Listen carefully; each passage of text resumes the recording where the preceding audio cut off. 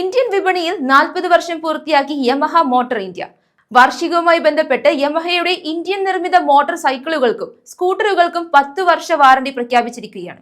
ഇതിൽ 2 വർഷത്തേക്ക് സ്റ്റാൻഡേർഡ് വാറണ്ടിയും പിന്നീടുള്ള 8 വർഷത്തേക്ക് എക്സ്റ്റൻഡഡ് വാറണ്ടിയുമാണ് യമഹ പ്രഖ്യാപിച്ചിരിക്കുന്നത്. എഞ്ചിനും ഫ്യൂവൽ ഇഞ്ചക്ഷൻ അടക്കമുള്ള ഇലക്ട്രിക്കൽ സംവിധാനങ്ങൾക്കുമാണ് വാറണ്ടി ലഭിക്കുന്നത്.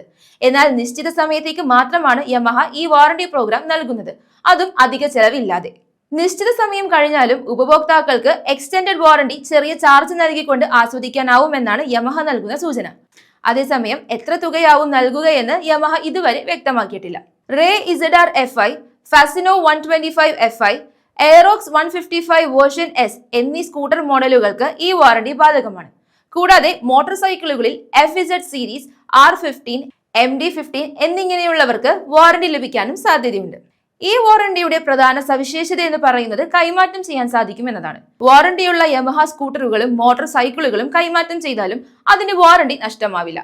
പുതിയ ഉടമയുടെ പേരിലേക്ക് വാറണ്ടി കൈമാറ്റം ചെയ്യാനാകും. അടുത്തിടെയാണ് ചെറിയ മാറ്റങ്ങളോടെ 2025 മോഡൽ യമഹ എയറോക്സ് പുറത്തിറക്കിയത്. 2 വകഭേദങ്ങളിലായിരുന്നു എയറോക്സിന്റെ വരവ്.